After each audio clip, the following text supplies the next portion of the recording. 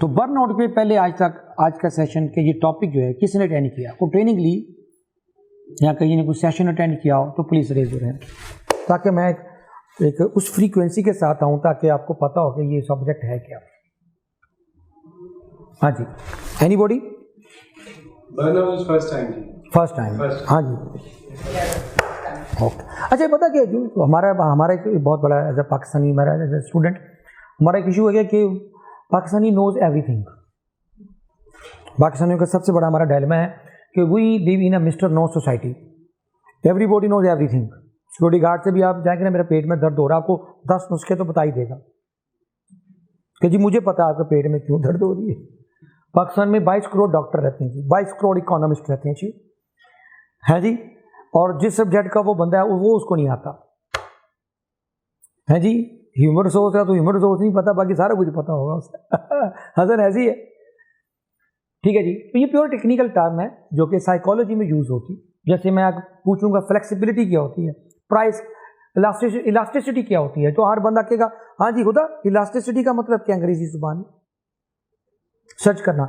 अगर कोई इकोनॉमिस्ट बैठा होगा तो कहेगा नहीं सर इलास्टिसिटी मैंने इकोनॉमिक्स में पढ़ी थी, उसका मतलब कुछ और है, ठीक है। मैं अगर लफ्ज़ बोलूँगा सप्लाई बोलूँगा तो कुछ और समझ आएगा। मैं कहूँ डिमांड सप्लाई, तो ये प्योर एक टेक्निकल एक इकोनॉमिक्स की टर्म है ना जी। हर एक सब्जेक्ट की ह्यूमन रिसोर्स के अंदर मैं बोलूँगा रिटेंशन, तो कहेगा पता नहीं, साइकोलॉजिस्ट समझेगा कि पता नहीं ये तो एक मेमोरी की बात कर रहा है, जबकि हम जब ह्यूमन रिसोर्स में यूज़ करते हैं तो रिटेंशन ऑफ एम्प्लॉइज़ की बात करते हैं जी। इसका रिटेंशन रेट क्या है, कंपनी के एम्प्लॉइज़ कितनी जल्दी छोड़ के चले जाते हैं। तो ये टर्म्स जो होती है ना, मैं इसलिए कह रहा हूँ कि टर्म्स के आपको थोड़ा सा मैं आगाही हो जाए कि हमने किसी ने ये टर्म्स अभी तक नहीं सुनी, इसलिए आज का ये सब्जेक्ट मैंने चूज़ किया कि स्ट्रेस का लफ्ज़ हम सारे ऑलरेडी सुन चुके हैं। What is burn out? आज का टॉपिक है how to avoid burn out and what is burn out. Burn out का मतलब भी होता है सादा लफ्ज़ों में, मैं कोई जारगॉन्स फजी और जो बहुत हैवी वर्ड्स यूज़ नहीं करूँगा। बर्न आउट का मतलब होता है जब आपकी सारी एनर्जी बर्न हो जाए, वेरी सिंपलिस्टिक वे में आपकी जो mental, intellectual, social, spiritual, physical energy burn out हो जाए, यानी कि बर्न हो जाए। जैसे लकड़ियाँ उसको आग लगा के आप उसको राख में तब्दील कर देते हैं, थोड़ी देर तक कुछ भी ना करें, आग लगाने की देर है और लकड़ी क्या हो जाएगी, ऑटोमेटिकली बर्न हो जाएगी। तो बर्न का लफ्ज़ आपको समझ आ गया, बर्न आउट का मतलब। और what is depression and what is anxiety, ये मैं आपको ना केमिस्ट्री बता रहा हूँ सारे वर्ड्स की, ये लफाजी होता है। साइकोलॉजिस्टों ने अपनी मोनोपोली कायम करने के लिए ना जी कि ये कोई और टर्म है, इसका एंग्जाइटी कोई और चीज़ है, ये सारी एक ही फैमिली के अल्फाज हैं। कोई छोटा भाई है, कोई छोटी बहन है, कोई बड़ा भाई है, कोई अब्बा जी हैं, ठीक है जी, वो सारे वर्ड्स एक ही हैं। लेकिन सबके अंदर जो आज की सेशन में जो समझना है, जो हम आज लर्न करने आए हैं, वो क्या है कि हमने जो हमारा जो एक इशू है सबका, वो क्या है, low energy, LOW, low energy. इस वक्त सबसे बड़ा इस वक्त इशू क्या है सोसाइटी का, लो एनर्जी। लो एनर्जी का मतलब क्या है, जब एनर्जी आपके अंदर की लो हो जाए, आपका काम ही करने को दिल ना करे। आप बैठे होते हैं, दिमाग कहीं और होता है। अक्सर आके बच्चे कहते हैं, घर बैठे हो ना पापा वापस आ जाएं, आप दफ्तर से आ गए। खुदा ऐसे होता है, अब दफ्तर बैठे होते हैं, दफ्तर का वो कहता है भाई वापस आ जाए, अब घर में नहीं बैठे हुए इस वक्त, अब दफ्तर में बैठे हुए, छोड़ दें। क्यों? आपको पता चलता दिमाग में बच्चा बैठा हो, यार उसका स्कूल मिस हो गया, आज उसने लंच बॉक्स लेके नहीं गया, यार बच्चा मेरा। आपका दिमाग कहीं और उधर बैठा हुआ है। दफ्तर में होते हैं तो घर होते हैं, और घर में होते हैं फिजिकली, तो मेंटली हम दफ्तर में होते हैं। तो सर जी ये आज का बर्न आउट का सब्जेक्ट है, लो एनर्जी। क्या बोला? Low energy. अक्सर लोगों को जब टाइम मैनेजमेंट की बात करता हूँ, मैं लोगों को कहता हूँ यार टाइम ना मैनेज करने, time is abstract thing. Time क्या है जी? एक एब्स्ट्रैक्ट थिंग है, एक ख्याली पुलाव है ये वक्त जो है। ठीक, ये जो वक्त क्या होता है जी, ये मैं इसकी अब बहुत, क्योंकि आज का सब्जेक्ट नहीं है, मैं इरादा पढ़ाऊँगा, शेयर करूँगा थॉट्स अपने। जो ये जो लाहौर से पिंडी जाते हैं कितना टाइम लगता है जी मोटरवे से? और कितने किलोमीटर है जी? 450 400 के करीब किलोमीटर कर ऐसे चलें तो आप इस्लामाबाद पहुंच जाते हैं। अगर 400 किलोमीटर आपकी गाड़ी ऐसे हो जाए और नीचे कोई मोटर लगा दी जाए, स्पेस में चली जाए, तो वहाँ क्या शुरू हो जाएगा? स्पेस। और जोन लेयर क्रॉस कर देंगे आप, मतलब जितना आपने इस्लामाबाद जाना इतना आप हवा में चले जाएंगे 400 किलोमीटर ऊपर, तो क्या होगा जी? वहाँ स्पेस, वहाँ ना दिन है, वहाँ ना रात है, ना 24/7 365 है, 24 घंटे 7 दिन और 365। ये सारा जो ना ये 400 किलोमीटर का रोला है, उसको हम 24/7 और 365 कहते हैं। ये ज़मीन की रिवॉल्व करती है अपने एक्सिस के, जिससे ये सारा टाइम क्रिएट हो रहा है। सुबह हो रही है, दोपहर हो रही है, सूरज भी उधर ही खड़ा हुआ है, सूरज नहीं बदलता। सूरज बदलते? गलीलियो ने यही बोला था जब उसको फेंटी पड़ी थी कि तुमने ज़मीन को कहा कि ज़मीन घूमती है, वो ज़मीन तो फिक्स है, सूरज घूमता है। उन्होंने कहा नहीं, सूरज खड़ा, ज़मीन घूमती है। वैसे आपको वैसे किसी को बिलीव है? वाकई वैसे लगता तो ऐसी है, सूरज हमारा घूम रहा है। वैसे आज के साइंसी दौर में, हाँ जी मैं सवाल बोला, हाँ भाई मैडम, सूरज घूमता है या ज़मीन घूमती है? ज़मीन घूमती है, क्यों कह रहा, वरना तो कह रहा ज़मीन तो खड़ी है। तो सर ये बहुत बड़ा धोखा है। असल क्या है? टाइम मैनेजमेंट कोई सब्जेक्ट नहीं है, असल है एनर्जी मैनेजमेंट। आई रिपीट, क्या बोला जी? Energy management. ये जो नींद आती है ये आपका एक बायोलॉजिकल क्लॉक है। एक होता है ये वाला क्लॉक, आपकी एनर्जी का तलक आपके, जैसे ये इस क्लॉक के साथ आपका टाइम हम मेजर करते हैं ना, एनर्जी के क्लॉक से आप अपनी क्या मेजर करते हैं? आपका बायोलॉजिकल क्लॉक, कि आप एक्टिव हैं। आपको पता है कोई नाइट बर्ड्स, आप वैसे नाइट बर्ड्स कौन से हैं? नाइट बर्ड्स का मतलब है जो रात को जागते हैं, सारी रात जागते हैं। इप्सॉस जो ना फ्रेंच कंपनी की रिसर्च है, हमारे जो मिलेनियल्स हैं ना, उनकी नंबर 1 हैबिट क्या है खुदा? आजकल के जो आपको एजुकेशन इसके ताल्लुक रखती है ना, तो हमारी जो नया बच्चा पार्टी है सारी रात को जागते हैं। अब तो 70-60% 25% बच्चे सोते हैं रात को आजकल, जिनके हाथ में मोबाइल है। बुरा ना मानिए, बड़ों के बारे में क्या ख्याल है?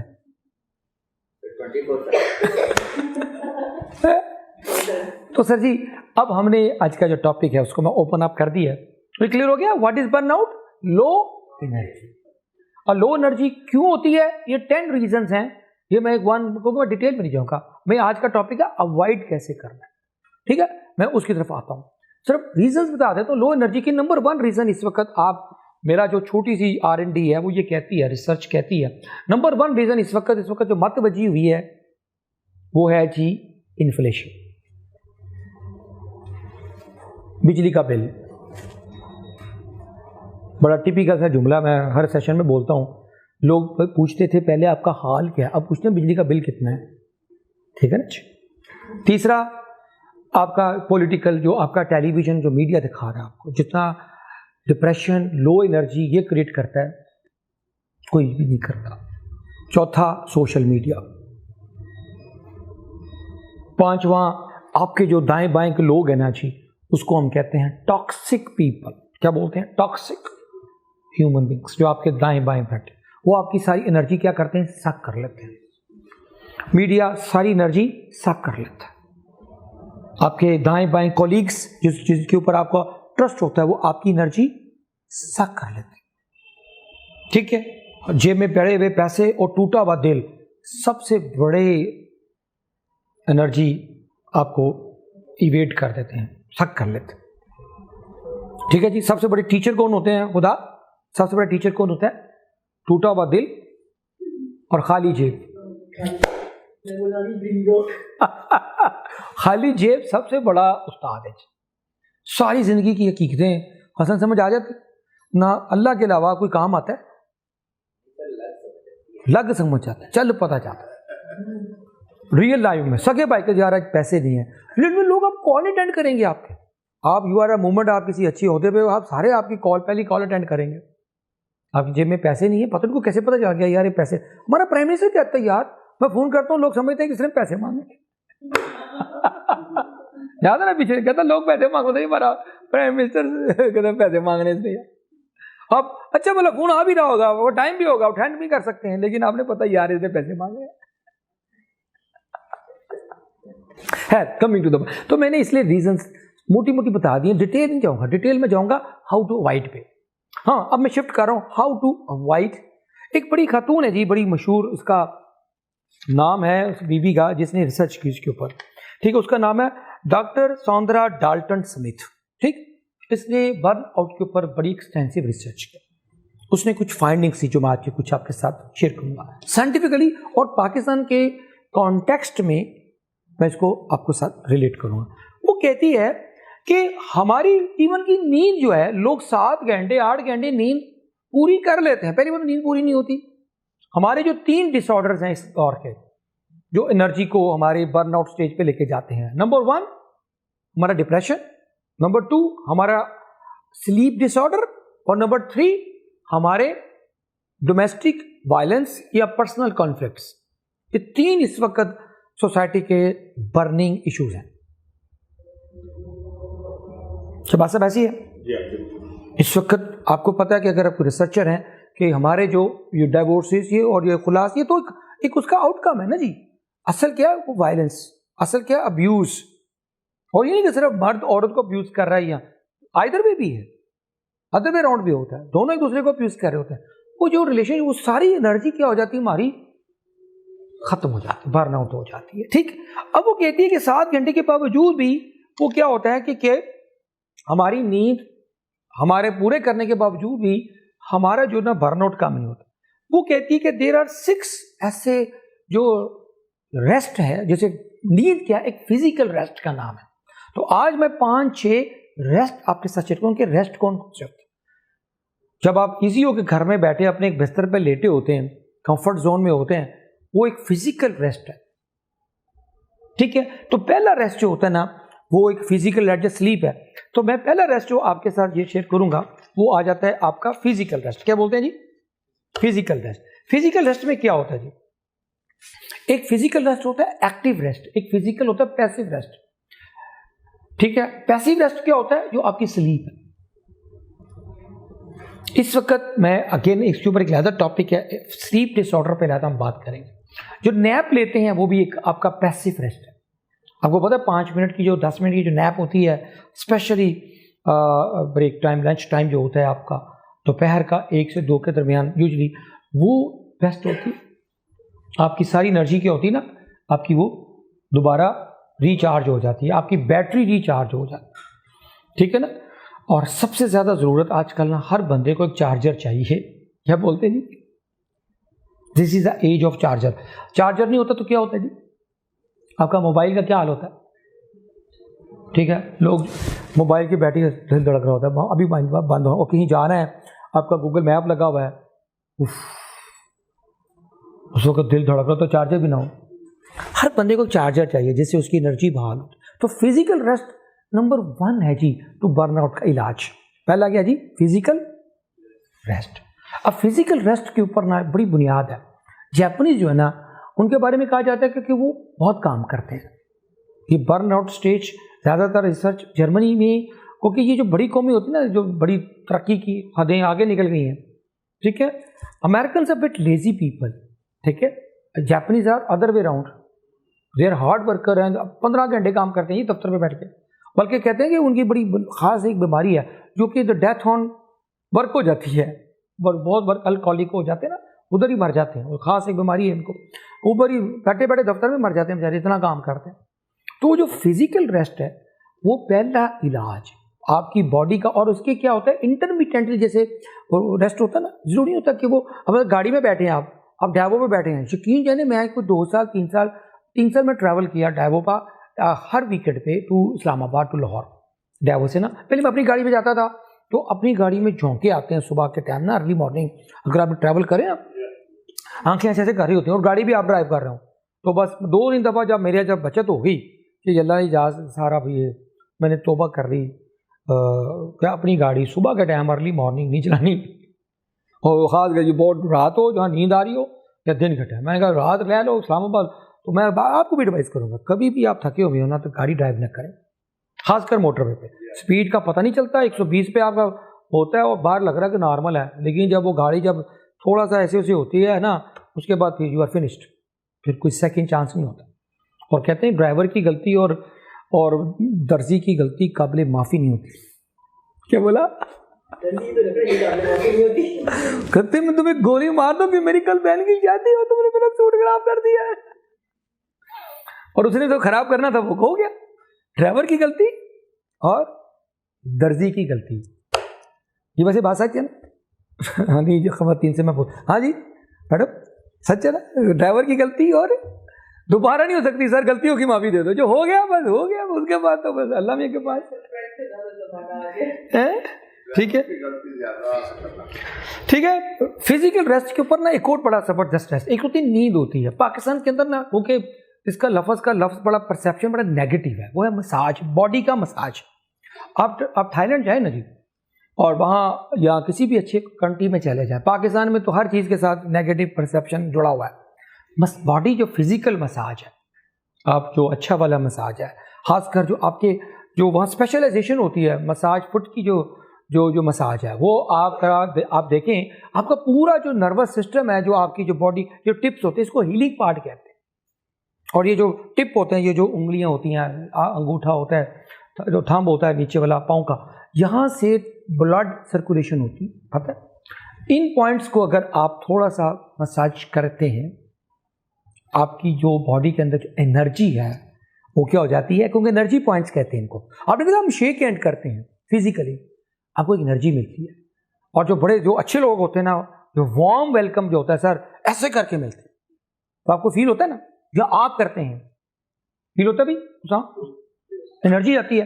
दूसरा एनर्जी का पोस्चर है जी, आप किसी को पैट ऑन बैक करते हैं, क्या होता है जी, आपको शाबाश तुम कर सकते हो, yes you can do it. एक टीचर, एक उस्ताद, एक बाप, बहन, भाई या कोई आपका दोस्त आपकी पैट ऑन बैक करता है, थपकी दे देता है, शाबाश तुमने कर दिया।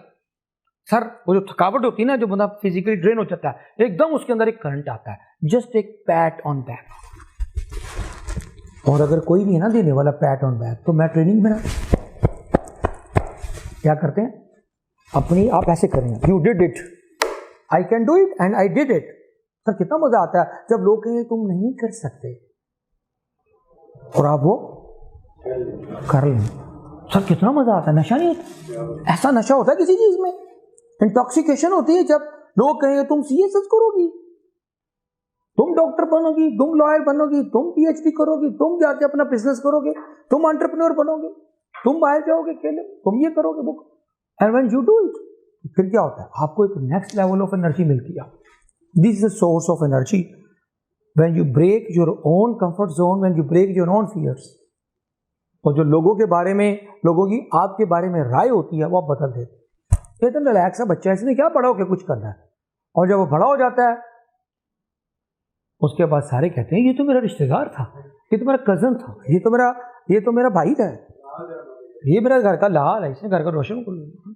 क्योंकि people ridicule you, people mock at you, आपको लोग मजाक करते हैं, क्रिटिसाइज यू। एंड रिमेंबर क्या होता है, audience makes the noise but players win the game. जिंदगी के अंदर 1 लाख बंदा मैच देखने आता है और 11 बंदे खेलते हैं सर, और जो विकेट पे एक ही होता है, ठीक है जी, जिसने छक्का मारना है या चौका मारना है या मैच हारना है या मैच जीतना है, सर उसके ऊपर सारी क्लैप होती। तुम नहीं कर सकते। जते जते मैं एक जुमला बोल के आगे चलता हूँ, फिजिकल रेस्ट के आगे वो एक होता है अपना, क्या बोलते हैं ना, अल्लाह भला करे, उसको कहते हैं कि एक फ्रॉग होता है, एक उस पर रेस लगी होती है, सारे फ्रॉग्स इकट्ठे होते हैं, एक एपेक्स एक किनार होता है, उस पर ऑयल लगा दिया जाता है, उसे कहते हैं उसके ऊपर चढ़ो, ठीक है। और सारे लोग उसके गिर्द जो होते हैं ना, फेंस के गिर्द इकट्ठे होकर ना, उसके दूसरे फ्रॉग्स कहते हैं, मेंढक कहते हैं, तुम नहीं चढ़ सकते क्योंकि बहुत फिसलन है, इट इज इम्पॉसिबल टू, ठीक है, को रीच टू द टॉप, ठीक। एक सोनिया, एक पागल सोनिया जैसा, ठीक है, ऊपर पहुंच जाता है। जब वो नीचे आता है, सारे तो हार जाते हैं, कोई ऊपर नहीं चढ़ता, एक ही होता है जो पागल होता है, ऊपर चढ़ जाता है। जर्नलिस्ट उसका सवाल पूछता है, सर आपका, उस फ्रॉग को पूछता है, आपका सीक्रेट ऑफ सक्सेस क्या है? वो फिर बोलता है, उसको जवाब ही नहीं आता, फिर कहता है मैं बह रहा हूँ, मुझे आवाज़ नहीं आती। ये जो लोग कह रहे थे तुम नहीं चढ़ सकते, मैंने सुना ही नहीं। हाय हाय हाय हाय हाय, मैंने सुना ही नहीं। अगर मैं सुन लेता कि मैं ऊपर नहीं चढ़ सकता या मैं नहीं कर सकता तो शायद मैं भी ना चढ़ सकता।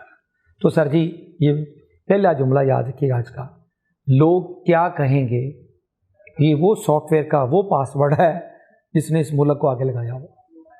लोग तुम नहीं चढ़, लोग क्या कहेंगे, तू कर लेगा, तू नहीं कर सकता। यकीन जाने को पागल सा लोग सर ये भी कहते हैं देखिए अब तो चढ़ गया, मैं दसे थी कि मैं जन्नत से ले खड़ा मैं तो सी हाय हाय हाय, नहीं इन्होंने कहा ये सच ना, और नहीं हो गई, मुझे पता कि ये थोड़ा नहीं चढ़िया। मैं मेरे चाचा जी ने हेलीकॉप्टर देखो तो आया है, हेलीकॉप्टर तो ना पैराशूट से आया है, समझे, ये पैराशूटर है। उसी को पूछते जहाँ साहब आप, अक्सर में कोई बंदा कहते हैं कि मैं आई एम प्राउड एचिसोनियन, मैं एचिसन का पढ़ा हूँ, तो लोग क्या कहते हैं, I am proud Aitchisonian, Ravian, government college है तो रावियन, और एचिसन का पढ़ा हुआ तो क्या कहते हैं, एचिसोनियन। कहते जैसा आप कहाँ से पढ़े हैं, मैं क्या आई एम प्राउड टाटेनियन, मैं टाटों से पढ़ा हूँ। और मैं क्या पता फर्क क्या होता है टाटेनियन में और एचिसोनियन में। मैं क्या एचिसोनियन जो होते हैं ना ये पैराशूटर्स हैं, यानी अब्बा मिनिस्टर, MNA, फलां किसी जर्नल का बच्चा, ठीक है, तो ये पैराशूटर जो होते हैं ना ऊपर से दुनिया नीचे आते हैं, और हम टाटोनियन में ग्रास रूटर हैं, वो पैराशूटर हैं। तो ग्रास रूटर में क्या होता है, नीचे से ऊपर जाना है। आप में से कौन एचिसोनियन बता दे, सॉरी माजरत के साथ, ठीक है। इसका मतलब कि सारे क्या है जी, ग्रास रूटर। अब आप जा सकते हैं, ठीक है। आपने अब नेक्स्ट एपिसोड पे आपने लाजमी चक्कर लगाना, आराम से आइएगा, ठीक है। Thank you Hasan for taking, खुदा खुदा, टेक केयर, अल्लाह। तीसरा जी फर्स्ट रेस्ट क्या है जी, फिजिकल रेस्ट। सेकंड रेस्ट है जो बर्नआउट से सेव करता है, वो है आपका सोशल रेस्ट। क्या बोलते हैं जी, सोशल रेस्ट क्या होता है, हाँ जी, सोशल रेस्ट। सोशल रेस्ट का मतलब क्या होता है कि आपके दाएं बाएं जितने भी लोग हैं, social rest is very important. आपकी सारी बर्न कर देते हैं आपकी एनर्जी को टॉक्सिक पीपल। क्या बोलते हैं, टॉक्सिक पीपल। अब टॉक्सिक और नॉट टॉक्सिक में क्या फर्क है, कैसे पता चले कि ये टॉक्सिक है? हाँ जी बोलेंगे। नहीं पता चल जाता है, वाइब पता चल जाता है, कमीना है तो सर आपको नेगेटिव वे में उन्हीं सदा करीब बैठो ना बंदा, 5 मिनट में पता चल जाता है कमीना है जी। और ऊपर से आप कह रहे थे सर आप चाय पियेंगे तो कुछ खाएंगे, दिल में कह रहे होते हैं दफा करो ना है। और आप ऊपर से पाकिस्तानी ऊपर से पूछ सर कोई रोटी खाओगे, आपने अक्सर पता, अच्छा दिल से जो किसी को आप ऑफर करते हैं वो भी पता चल जाता है, भाषा पता चल जाता ना, यानी ऊपर हो क्या, अच्छा जी बस पानी का गिलास पिया दो बस, तुसी भी कोई कहते यार रोटी पानी पिया दो, पता नहीं खुआनी कोई नहीं। तो वो एक जो नहीं, ये सवाल का जवाब नहीं आया सर, टॉक्सिक में और नॉट टॉक्सिक में क्या फर्क है? सर जो लोग आपको मोटिवेट करते हैं कि आपने जो भी अपने गोल सेट किए हैं आप उनको बताते हैं, वो आप कहते हैं हाँ यार तुम ये कर लोगे तुम अच्छी तरीके से, वो आपके लिए जो है वो नॉन टॉक्सिक लोग हो जाते हैं। जो आपको कहेगा तू करेगा शक्ल देखी अपनी तो चल जा काम कर, मतलब वो टॉक्सिक। मैंने वासफ साहब से पूछा, अशफाक साहब से पूछा ये कि सर जी बड़ा आदमी छोटे आदमी में क्या फ़र्क होता है, तो जुमला उनका बुजुर्गों का, क्योंकि ये आज के सेशन इशफाक अहमद और वासफ साहब के नाम में अच्छा मैं कर देता हूँ कि बड़े लोग हैं, वो कहते थे कि बड़ा आदमी वो होता है, समझ लगे कि बड़ा आदमी नॉट टॉक्सिक, छोटा आदमी टॉक्सिक, कि बड़ा आदमी वो होता है जिसके पास कोई छोटा बैठे और अपने आप को छोटा महसूस ना करे, वो बड़ा होता है। क्या बोला जी, बड़ा आदमी वो होता है जिसके पास कोई छोटा बैठे हो वो छोटा महसूस, जिसके पास कोई छोटा आदमी बैठे और वो अपने आप को छोटा, वो बड़ा आदमी कौन होता है जी, ठीक है जी। आपको पता है कि जो लोग होते हैं वो आपको एनर्जी देते भी हैं और आपकी वो एनर्जी ड्रेन भी कर देते हैं, सारी एनर्जी। कोई एक जुमला, कोई एक बात। मैं अक्सर अपनी सेशंस में एक लफ्ज़ बोलता हूँ तो 2 अल्फाज बड़े यूज़ करने हैं, ठीक है, और एक वो लफ्ज़ है जो नहीं यूज़ करना है। अब जितना मर्जी भी आपका पर्सनल रिलेशन हो, करीबी रिलेशनशिप, एक ऐसा लफ्ज़ है आप चाहे मजाक में भी करेंगे ना, मजाक में वो बंदे को हिट कर जाएगा, उसकी सारी एनर्जी ड्रेन हो जाएगी, वो ड्रेन आउट, वो क्या हो जाएगा, बर्न आउट हो जाएगा। जितना मर्जी वो बच्चा टैलेंटेड हो, हीरो हो, आप जुमला बोलते हैं, जुमला सुनेगा, ये हम बहुत यूज़ करते हैं। मैं अपने ऊपर भी अब चेक लगाता हूँ कि यार मेरे मुंह से कहीं गलती से भी ना निकल जाए। तो जुमला क्या बोलते हैं, आपको शर्म नहीं आती? क्या बोलते हैं, क्या आपको शर्म नहीं आती है? आपने ये बात, ये लफ्ज़ वर्ड शर्म है ना जी, ये अगले की एनर्जी सारी खा जाता है। और ही वो लफ्ज़ जो आपको एनर्जी देता है वो क्या जी, आई बिलीव इन यू। क्या बोला, आई बिलीव इन यू। उस्ताद अगर बच्चे को ये जुमला बोल देना तो तुम्हें शर्म नहीं आती, वो बच्चा उस दिन उस बच्चे की समझे कि सारी एनर्जी खत्म हो, उस्ताद कह रहा है मेरा। और अगर उस्ताद ये कह दे बच्चे को आई बिलीव इन यू, वो बच्चा हीरो बन जाता। आई बिलीव, यहां एक छोटा सा मैं जुमला बोलूंगा और ये टाइम एक्सपीरियंस वो है, वाकया ये पाकिस्तान की जो वॉर थी 71 की, जो इंडिया के साथ चल रही थी, तो वहाँ एक कर्नल साहब ने अपनी यूनिट को एक कहा कि आप रिट्रीट कर लें। बहुत ज़्यादा शेलिंग हो रही थी, तोपों के मुंह खुले हुए थे, ठक ठक दम शेलिंग, डक डक डक। देखो नहीं कैसे शेलिंग होती है, जब उस वक्त आम बंदा नहीं, बड़े से बड़ा फौजी भी हिल जाता है सर, शेलिंग जब चल रही, जब शेलिंग चल रही होती है, पता नहीं सेकंड, और आपको जरे भी नहीं मिलनी बॉडी की, अगर आपको शेल लग गया तो फिनिश्ड ऑन स्पॉट, एंड आपको चितड़े भी नहीं मिलने, बट डेड बॉडी तो है ही नहीं, पता कहाँ है। शेलिंग चल रही थी, तो एक सीरियस किस्म का उन्होंने रिट्रीट किया कि आप थोड़ा सा पीछे रिट्रीट करें।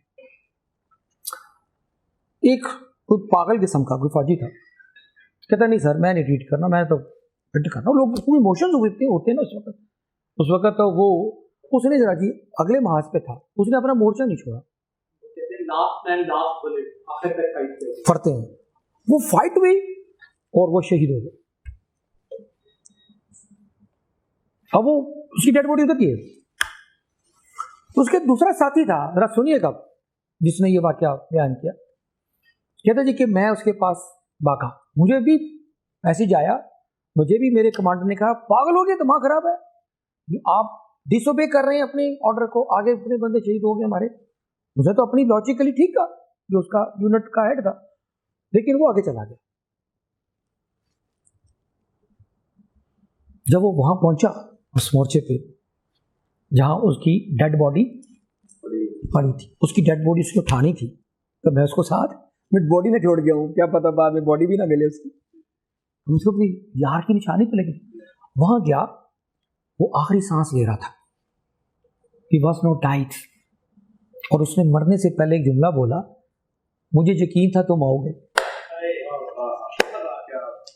क्या बोला उसने, एंड ही फिनिश्ड। क्या बोला, ये यार हुई ना, उसने भी जिंदगी नहीं देखी, उसने तो जान दे दी। क्या बोला उसने, ये जुमला सुने, मुझे,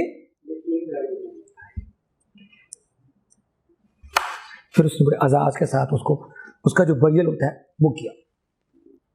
मुझे यकीन था कि तुम सर, ये वो यकीन होता है, ये एनर्जी होती है।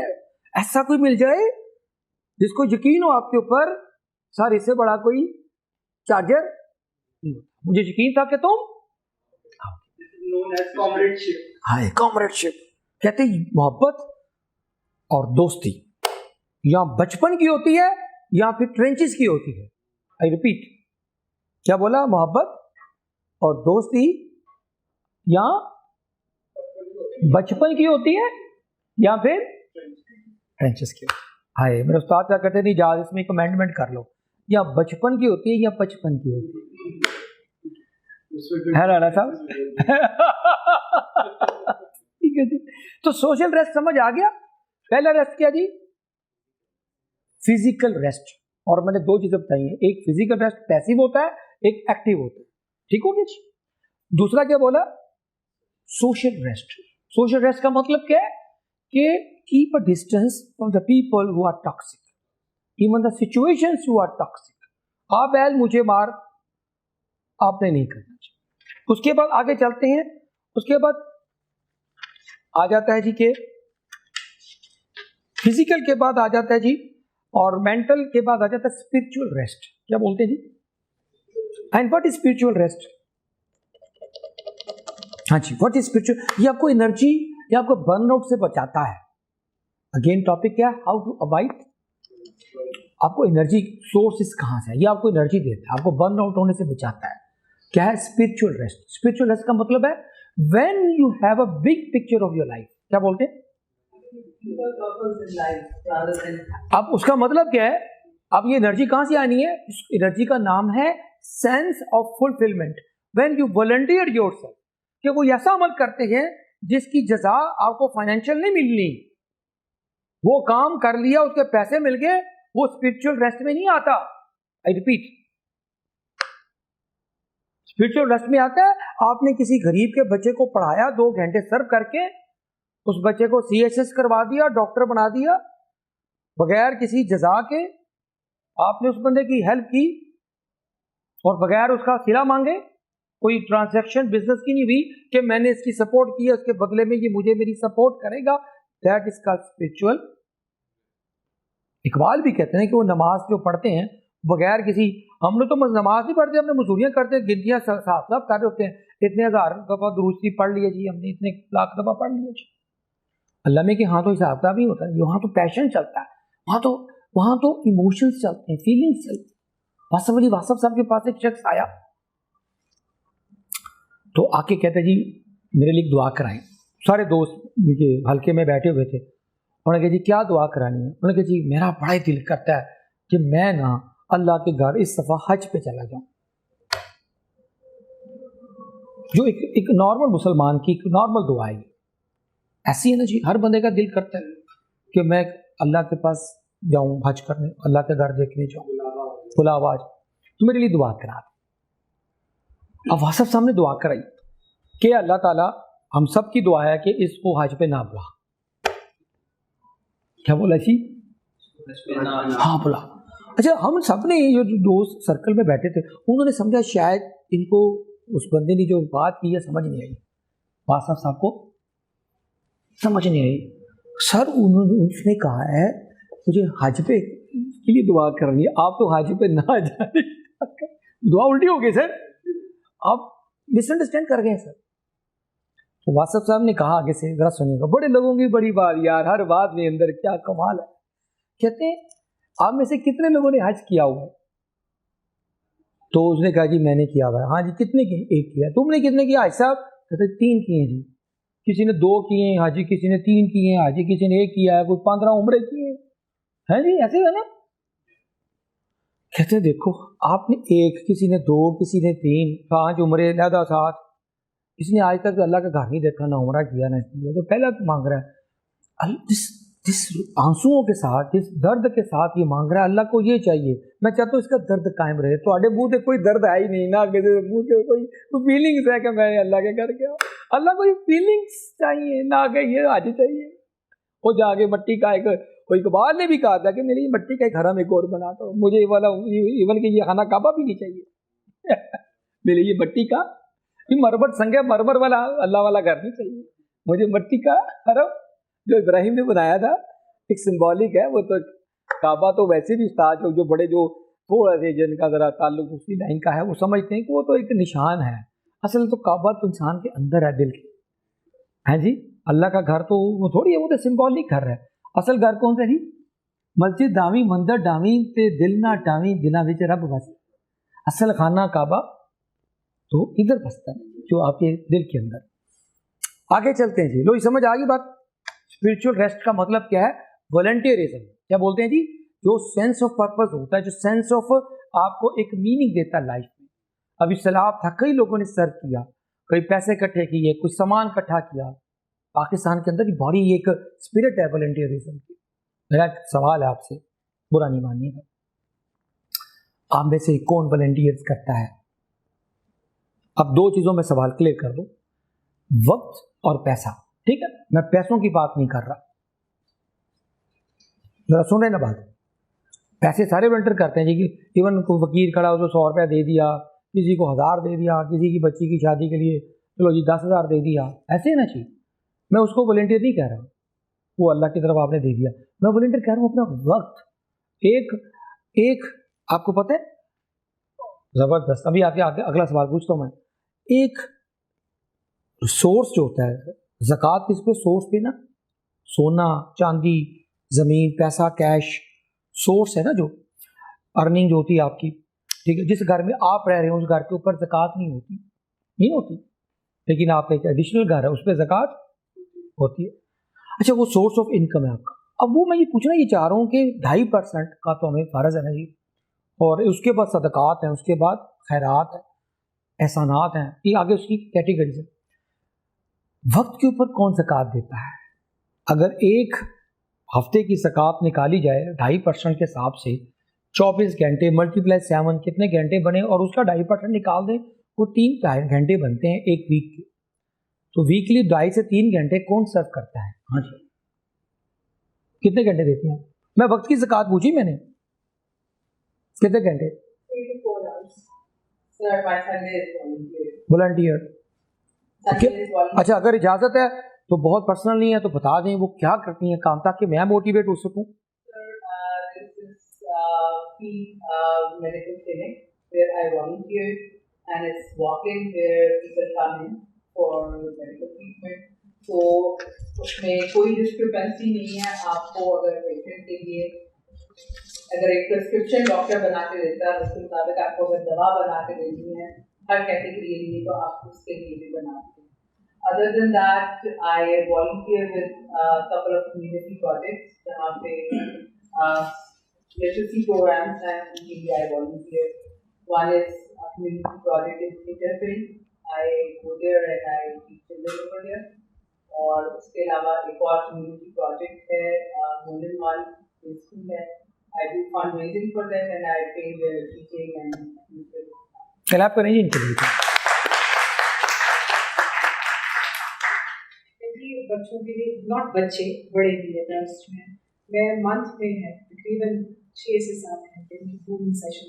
क्या करते हैं? Grooming session. ग्रूमिंग सेशन अपना वक्त देती हूँ और उसकी कोई जता नहीं है फाइनेंशियल। ठीक, इनके भी क्लैप करें।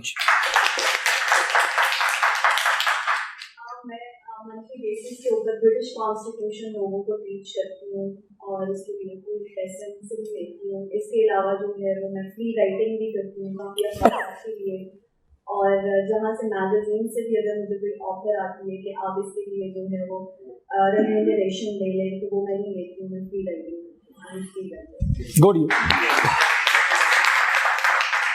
हाँ जी, और बाकी सारे आज अपना एक कमिटमेंट करेंगे। मेरा मकसद सवाल पूछने का ये है कि अपने 2.5 घंटे पर वीक ये बनती है ज़कात।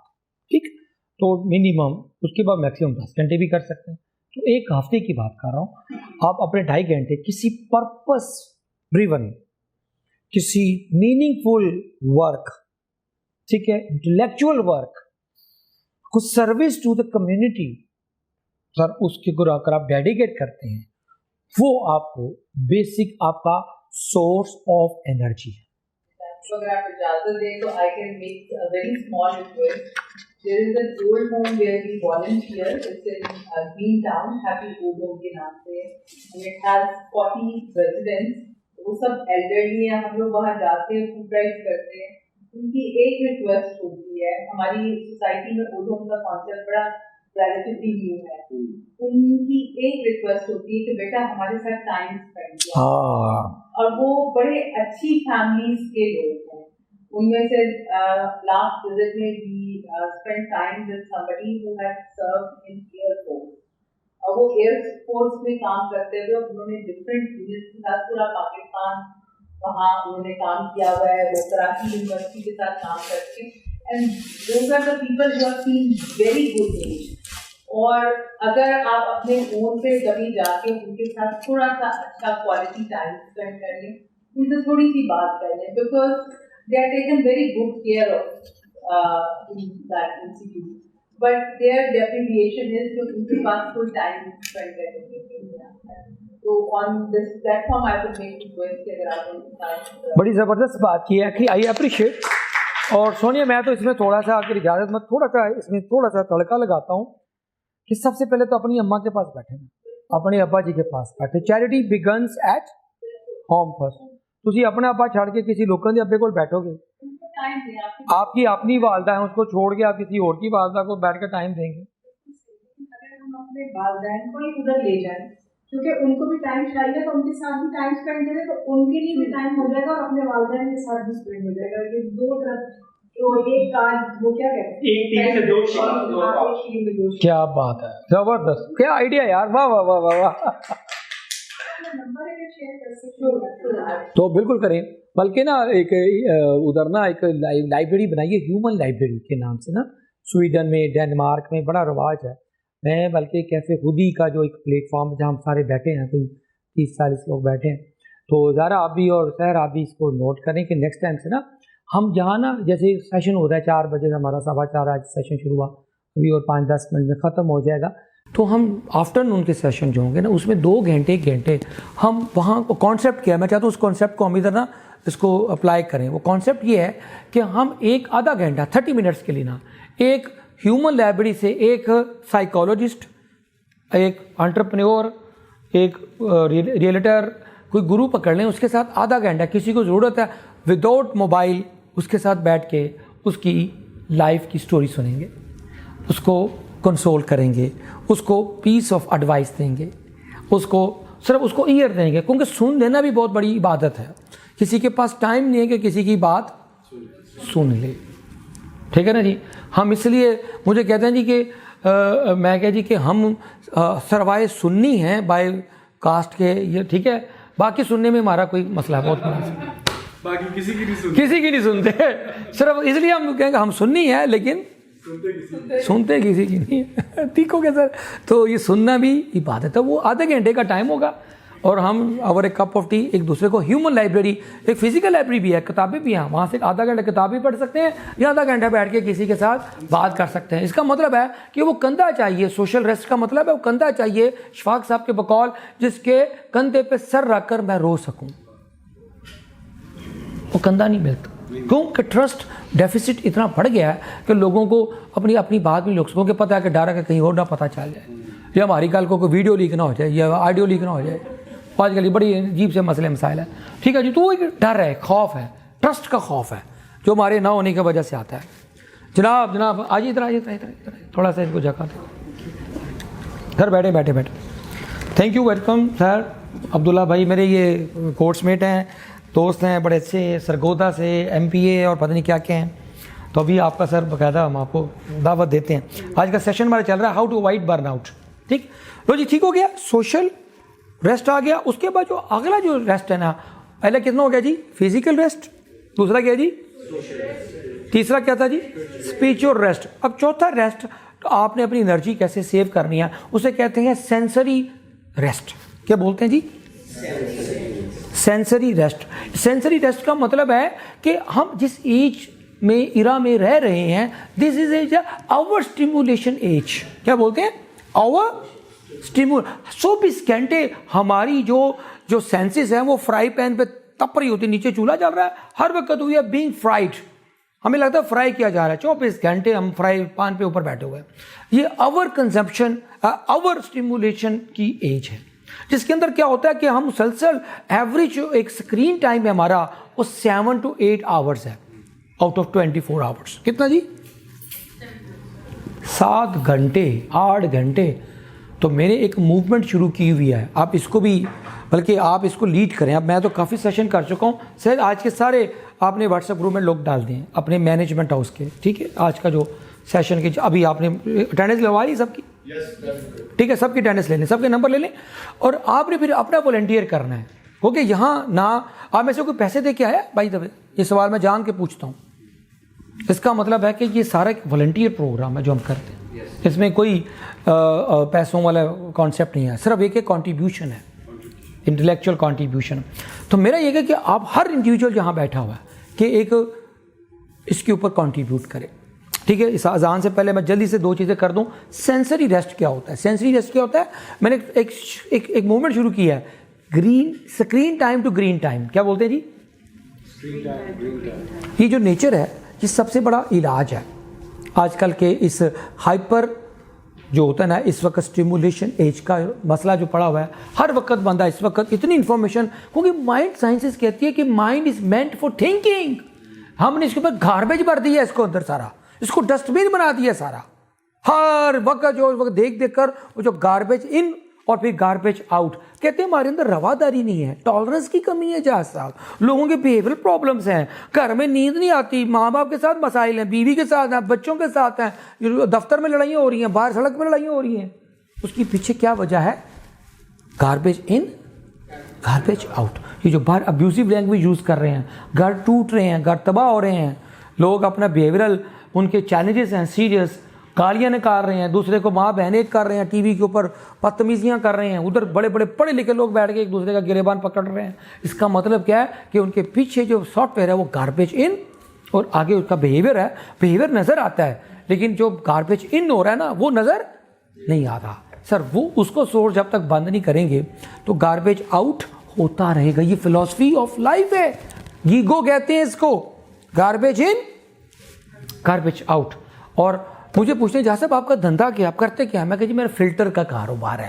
कहता फिल्टर लगाते हैं आप? जो पानी में गंदा पानी आता है और साफ पानी के बीच में ना लोग डेमो देते हैं ना, आपको कहीं घर में फिल्टर लगवाना हो, आता है शबाज साहब पानी आ रहा है जी गंदा, ये फिल्टर लगाया, प्रोसेस किया और साफ पानी। मैं कहा जी मैं भी फिल्टर को कारोबार करता हूँ। वो क्या? मैं कहा जी लोग सारा दिन जो मसले मसाइलों से लेके आते हैं, गार्बेज इन, मैं बीच में फिल्टर लगाता हूँ और गार्बेज आउट की बजाय गोल्ड आउट। क्या बोलते हैं? Garbage in gold out. तो अगर आपको फिल्टर चाहिए, गार्बेज को तो मैं रोक नहीं सकता, इंटरनेट को तो मैं बंद नहीं कर सकता, फेसबुक का तो मैं कुछ कर नहीं सकता। मार्क बर्स ने तो बेचारा कितने बंदे फायर कर दिए, पूरे 2000 एम्प्लॉई फायर कर दिए। तो मैंने कहा जी इंस्टाग्राम के ऊपर जो फिल्टर लगा के लोग शक्लें दिखाते हैं वो तो मैं कर नहीं सकता। ठीक है ना जी, लोग जो होते हैं ना, क्योंकि हर बंदे को एक ना पर्सोना प्रॉब्लम्स पड़े हुए हैं आजकल कि मेरी शक्ल ठीक नहीं है। सबसे ज़्यादा बिजनेस वही चल रहे हैं, या इमिग्रेशन का कारोबार सबसे हाई पे है, या अपने आप को खूबसूरत बनाने के लिए एस्थेटिक्स क्लिनिक्स बन गए हैं। हर गली के नुक्कड़ पे वो कारोबार कामयाब है। 50,000 दे दो तो आड़ा रंग चिट्टा कर देंगे हम, 20,000 दे दो आपका ये चीक्स नीचे हैं ऊपर कर देंगे, लिप्स पतले मोटे कर देते हैं, नाक ऊंचा नीचा कर देते हैं, नीचा ऊंचा कर देते हैं। मतलब और कोई काम नहीं, लोगों को पैसे खर्च कर रहे हैं तभी इस स्क्वायर फुट के ऊपर। कितने जी? 1 स्क्वायर फुट है टोटल, जो हमारा जो फेस है इसका टोटल क्या है जी? 1 स्क्वायर। और लोगों ने अपने चेहरे पर ना यकीन जाने इससे लगा लगा के इतने बिगाड़ लिए हैं कि उस अच्छा वाला चेहरा ही खराब हो गया, खूबसूरत होने की बजाय बदसूरत हो गए। एक्सेप्ट ही और अल्लाह ने जो फेस दिया है उसको, या शक्ल दिया है या कद दिया है कि अल्लाह मियाँ शीशे के सामने खड़े होते हैं, काश मेरा कद इतना सा ऊंचा होता, काश मेरी नाक सीधी होती यार। यहाँ पे लोग ब्रांडेड कपड़े, ब्रांडेड लेदर के हाथ शूज़ और लेदर के बैग्स, प्रॉब्लम ये कौन सा गुची है या फला। और मैंने कहा एक्सक्यूज़ मी, ये ब्रांड्स के पीछे जो असल है ना वो आप हैं, आप उसकी वर्थ मैनेज अब आप करें। ये खुद ही के कैफ़े में बैठ अपनी खुद ही को डेवलप करें। सबसे बड़ा ब्रांड है आप, गुची से भी कीमती हैं आप, उसके ऊपर कुछ काम करें, उसको पॉलिश करें, उसको कामयाब करें, उसकी वर्थ बनाएं जो बिलियन ऑफ डॉलर में भी नहीं आपको मिलेगा। That is a real. Sir sensory समझ आ गए सर? तो सर जी ये वाला खुदा के लिए screen time to green time, ये बड़ा हम सेशन करते हैं कि अपना टाइम नेचर के साथ। खुदा अगर फितरत दिल फितरत शनास दे तुझको तो सकूते लाला गुल से कलाम पैदा कर, मेरा तरीक अमीरी नहीं फ़कीरी है, खुद ही ना बेच गरीबी में नाम पैदा कर, हैं प्यारे इश्क में अपना नाम पैदा कर। इकबाल ने ये पता है ये नज़म लिखी थी जब जावेद इकबाल उनके बेटे ने उनको लंदन में एक लेटर लिखा, मेरे पास पैसे नहीं, मैंने ऑक्सो वो जो होता है ना म्यूज़िक इंस्ट्रूमेंट ख़रीदना, मेरे पास पैसे नहीं है, ग्रामोफोन लेना है उस वक्त के ज़माने में। तो उसने इकबाल ने अपने जावेद को ये पॉइंट लिख के भेजी थी कि दियार इश्क में अपना मुकाम पैदा कर, नया ज़माना नई सुबह शाम पैदा कर, खुदा अगर दिल फितरत शनास दे तुझको तो सकूते लालाओ गुल से कलाम पैदा कर, मेरा तरीक अमीरी नहीं फ़कीरी है, खुद ही ना बेच गरीबी में नाम पैदा कर। आएगा यार ये वाला। आगे आ जाता जी एक नेक्स्ट वो है जी हमारा इमोशनल रेस्ट, क्या बोलते हैं जी, ये 2 रेस्ट हैं, उसके बाद ये क्योंकि ये एनर्जी देता है। इमोशनल रेस्ट का क्या मतलब है जी, है जी, इमोशनल रेस्ट का मतलब होता है आप उन लोगों के पास बैठें जो आपकी इमोशंस को वैलिडेट करें। वरना पाकिस्तानियों का सबसे बड़ा प्रॉब्लम पता है कि जब साइकोलॉजी पढ़ा था 75% उस ज़माने में जब हमने रिसर्च किया था, डाटा कलेक्ट किया था, आजकल अगर मैं रफ सा कल करूँ तो 90% इस वक्त Pakistani people are emotionally disturbed. क्या बोला जी, और कोई दिल की बात सुनाने के लिए बंदा ही नहीं है जिससे मैं अपनी दिल की बात कर सकूं, अंदर ही कुड़ते रहते हैं, अंदर कुड़ के। आपको पता है 90% लोगों का दवाई भी पूरी खेलें, जो ब्लड प्रेशर शुगर के पेशेंट है ना सर जी, हम दवाई भी पूरी खाते हैं, डॉक्टर को भी फीस दे दी, टेस्ट भी सारे कर लिए, दवाई से भी शुगर कंट्रोल नहीं हो रही, ना बीपी कंट्रोल हो रहा है। मैं कहा इसलिए नहीं होता कि आप इमोशनली डिस्टर्ब्ड हैं, आपके कोई एक थॉट, कोई एक आइडिया आता है, वो आपके ब्लड प्रेशर को, शुगर को, क्योंकि डॉक्टर तो खबीज़ के बच्चे ने, और उसने अपने पैसे लेने हैं, जो उसने मल्टीनेशनल से पैसे लिए हुए हैं, उसकी दवाइयाँ बेचनी है आपको, और लेबॉर्ट्री वालों से जान के उसने टेस्ट ले लेके आपको जी पागल कर देना है कि ये टेस्ट उसके मिलता, उसका टेस्ट उसके साथ नहीं मिलता रिजल्ट उसका।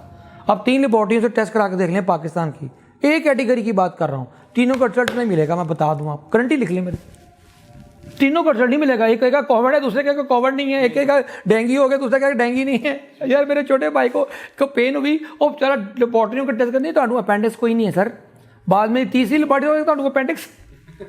यार दिल कह रहा दोनों को पहले जाके बम से धमाका कर दो यार, वो यार तुम्हारा टेस्ट कहाँ है यार, वो मर जाता बंदा अगर उसको अगर टाइमली अगर अपेंडिक्स का अगर आप नहीं इलाज करते, आपको पता है वो फट जाए तो आपका सारा वो जहर पॉइजनस हो जाता ब्लड के अंदर यार, आपका स्टमक के अंदर। और अगर आप एक दिन भी लेट कर दें उसको, अगर आप नहीं उसको ट्रीट करते पेन को, ठीक है, और लेकिन वो कहते नहीं ठीक है जी।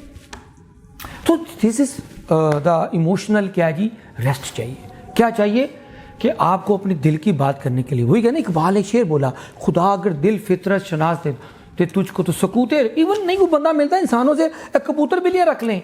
आपको पता है कि पेट्स की कितनी हीलिंग होती है, पेट्स किसने रखे हुए, आपको पता है पेट्स कितने हीलर होते हैं।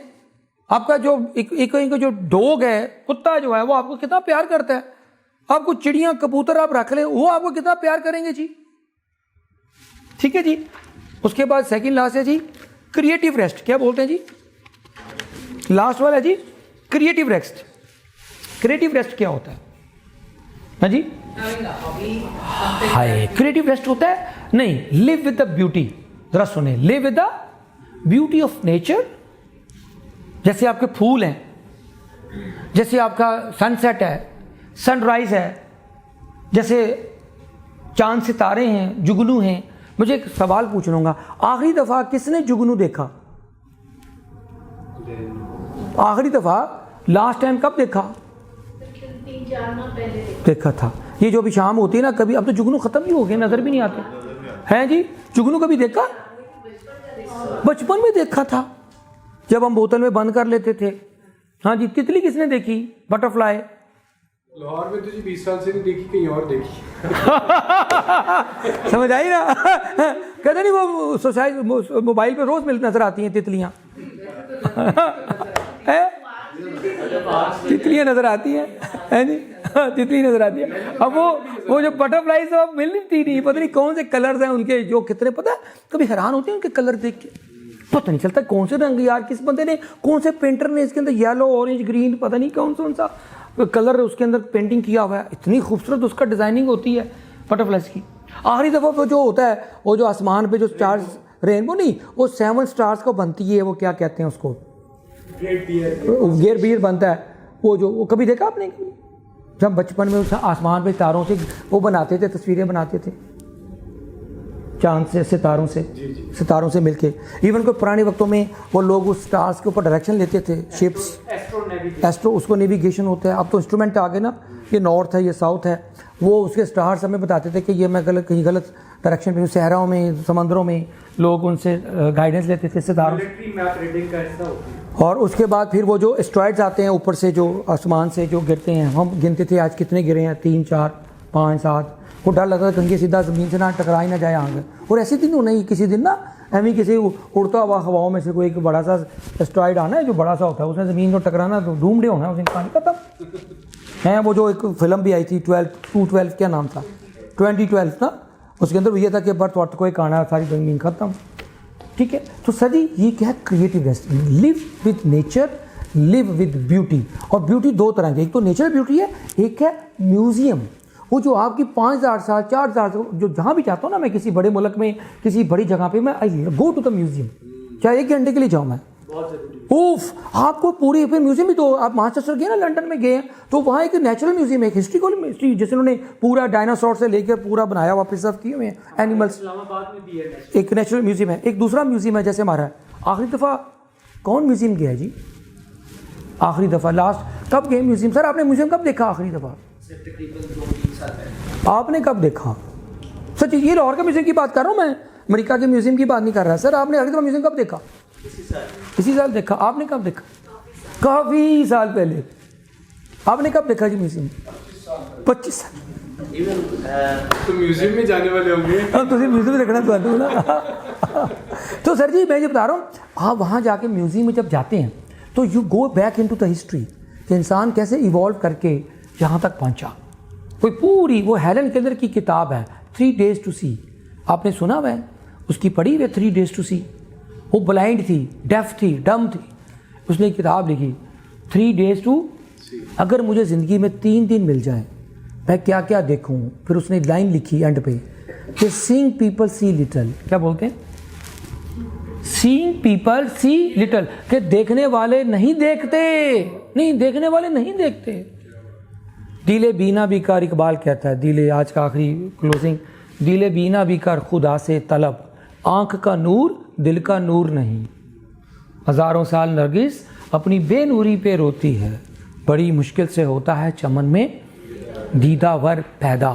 क्या होता है जी मतलब इसका? हज़ारों साल नरगिस अपनी बेनूरी पे रोती है। हाँ जी यंग बच्चा पार्टी बताएंगे क्या होता मतलब इसका शेर का? हज़ारों साल नरगिस अपनी बेनूरी पे रोती है। सर क्या मतलब है?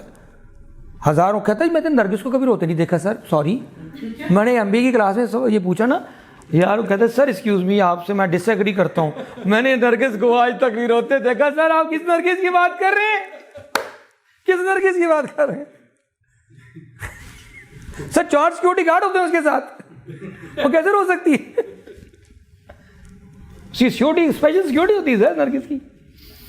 हज़ारों साल नरगिस, नरगिस किसे कहते हैं भाई दबे? Sonia any idea? Flower. Flower मतलब क्या, कौन सा फ्लावर है? पानी। वो एक फ्लावर होता है जिसकी जो नरगिस का फूल होता है ना, हज़ारों साल उसकी वो तो होता है ना, उसकी जो फ्लावर की जो शेप होती है वो इंसान की आंख की तरह होती है। जो इंसान की आई है ना, ह्यूमन आई, ठीक है, ओवल फॉर्म में वो ओवल जो होता है ना वो इंसान की, वो क्या कहते हैं कि वो जो ओवल फॉर्म में जो होती है ना इंसान, उसकी तशबीह कहता है, इकबाल ने कहा कि हज़ारों साल नरगिस अपनी, लफ्ज़ सुने, नरगिस अपनी बेनूरी, यानी कि उसके पास आँख तो है लेकिन उसकी आँख के अंदर बिनाई नहीं है, उसके अंदर वो विजन नहीं है तो आँख, लेकिन आँख के अंदर वो देखने की सलाहियत नहीं है, उसके पास देखने की सलाहियत नहीं है। कहता है कि बड़े खुशकिस्मत इंसान होता है। इकबाल क्या खूबसूरत बात कर दी, हज़ारों साल नरगिस बड़े हज़ारों साल रोती है जाके, यानी कि इकबाल का मतलब इस फिलॉसफी का कहने का मतलब है कि कई हज़ार साल लगते हैं, यानी कि 1000 साल फिर जाके कहीं एक ऐसा इंसान पैदा होता है जिसके पास वो आँख होती है, जो आने वाली सदियों तक देख सकता है। बड़ी दूरी पर बड़ी मुश्किल से होता है चमन में दीदावर। दीदावरी क्या होती है? जो जिसके पास ये आँख तो है, जैसे हमारी आँखें हैं, लेकिन हेलन केलर कहती है लेकिन हम देखते नहीं हैं। हमारे पास मसला क्या है? हमारा विजन की बजाय हमारा विजन ख़त्म हो गया, उसकी जगह क्या आ गया? टेलीविज़न। क्या आ गया जी? जब से टेलीविज़न आया उसने विजन ख़त्म कर दिया। और रियल एस्टेट वालों के साथ माजरत के साथ, क्योंकि पाकिस्तान बना था मिशन के ऊपर, अब सारा पाकिस्तान चलता कमीशन के ऊपर। तो ऐसे ही है, पाकिस्तान सारा DHA पे बना हुआ है। नहीं मैं बता रहा हूँ कमीशन पे चल रहा है, मैं नाम नहीं लूँगा, कमीशन पे चलता है। तो सर हज़ारों साल नरगिस की आज के इस जुमले पे, तो क्रिएटिव रेस्ट का मतलब है कि आप नेचर के साथ just you are dancing with the nature. आप कभी कभी शाम देखिए, आखिरी दफ़ा सनसेट या सनराइज़ किसने देखा सही तरह, किसने एंजॉय? ये मेडिटेशन होती है जब आप सनराइज़ या सनसेट देखते हैं। मैं यकीन जानो बड़े साल, पूरे साल कई 2-3 साल मुसलसल सनसेट देखता था। मैं एक बच्चे को ट्यूशन पढ़ाने जाता था घर में, मैं उस वक्त खुद सेकेंड ईयर 3rd ईयर का स्टूडेंट था, फर्स्ट ईयर साइंस पढ़ता था, और मेरी इतनी मेडिटेशन होती थी सनसेट के साथ, तो मैं उसकी ना छत पे बैठ के पढ़ाता था। मैं कि यार ऊपर कुर्सी टेबल कर लगा लो, चाय का कप ऊपर आ जाए। शाम होती थी और शाम को सनसेट होता था, तो मेरा मकसद उसको पढ़ाने के साथ सनसेट को देखना था। वो पढ़ रहा होता था, मैं सनसेट को एंजॉय करता था। उस वक्त आपको खुदा की ज़ात, आप उसके यूनिवर्स, नेचर और सनसेट कितना बड़ा मैसेज देता था, आज भी देता है। क्या बोला कि मैं गुरूब नहीं हुआ, मैं सुबह फिर निकलने वाला हूँ। क्या बोला? ये तुलू और गुरूब का जो टाइम होता है ना, ये बहुत बड़ा मैसेज है। और जैसे ही रात अंधेरी होती चली जाती है, बहुत गहरी अंधेरी हो जाती है, वही तुलू का टाइम होता है। पाकिस्तान में भी इस वक्त यही हालात हैं, टोटल बर्नआउट हुआ पड़ा है पूरा कंट्री इस वक्त। बुरा ना मानिएगा, कड़वा सच है। हर बंदा इस वक्त totally mentally, socially, economically, financially, जेब से, ज़हनी तौर पे 5% लोग हैं जिनके पास जेब में पैसे हैं और जो एंजॉय कर रहे हैं, हंस रहे हैं, हा कर रहे हैं, और वो बारबेक्यू दरिया के इस किनारे कर रहे हैं। दरिया के 95% उधर रहते हैं, वो रो रहे हैं, भूख नहीं है, रोटी नहीं लगी हुई है। वो कहते हैं शायद वो भी बारबेक्यू पार्टी कर रहे हैं। जो 5% हैं उनके फार्म हाउसेस भरे हुए हैं, रात के टाइम जाएँ। पहले होता ना वीकेंड पे, उनका रोज़ ही वीकेंड होता है जी सोनिया जी। जिनके पास फार्म हाउसेस हैं 20-20 कनाल के या 50-50 एकड़ों के फार्म हाउसेस हैं, वहाँ तो रोज़ ही बारबेक्यू होता है, वहाँ रोज़ ही डीजे बैठा होता है जी। ऐसे ही होता है ना। लेकिन वो कितने परसेंट है? लेस देन 1% है। और 95% के टाइम ये जो बात बाहर से निकल आती है, ये जो MM आलम रोड है ना हमारी, जिसके ऊपर पता है कि लाहौर की फूड स्ट्रीट बन गई है सर, वहाँ एक आधा घंटा चाहिए आपको किसी भी रेस्टोरेंट में एंटर होने के लिए। किसी अच्छे रेस्टोरेंट में आधा घंटा वेटिंग टाइम है आज, फिर ठीक है ना जी। और आप कहते हैं जहाँ से बड़ा पाकिस्तान में पैसा आ गया, मैं नहीं, धोखा है, ये डिसअल्यूजनमेंट है। तो वो क्या मतलब? मैं क्या टोटल कैलकुलेट कर लो, 50 रेस्टोरेंट्स हैं, एक रेस्टोरेंट की कैपेसिटी 50 बंदे हैं बस, तो 500 हो गए। और फिर और लाहौर के सारे कर लो और 5000 हो गए, और चलो 50,000 लगा लो यार। पूरे लाहौर की 2.5 करोड़ की 2 करोड़ की आबादी है इस वक्त लाहौर की। ठीक, वो नीचे लोगों तक नहीं पहुंचते। वो क्या हुआ, 50,000 लोग भी रात का टाइम बाहर रोटी नहीं खाते। मैंने तो कैलकुलेट कर दिया 50,000, तो मैंने एक्स्ट्रा कर दी हैं जो आउट को डिनर चल रहे हैं, तो 50,000 करते हैं, तो 2 करोड़ में 50,000 माइनस करते तो फिर भी 2 करोड़ ही बने है जी। एक मतलब 1% भी नहीं बनता जी। 2 लाख हों तो 2% बनता है। तो लेस देन 1% लोग बाहर जाके अपना 5-10 हज़ार रुपये का मेन्यू खाना खा के आते हैं, लेकिन 99.9% लोग नहीं जाते। वो है असल पाकिस्तान, ठीक है। हमने उनको एनर्जी बांटनी है। ये एनर्जी जो है ना, आज हम एनर्जी लेके जा रहे हैं, या अपनी energy, you are the ambassador of energy. और इस मुल्क का सबसे बड़ा अलमी इस वक्त एनर्जी क्राइसिस है।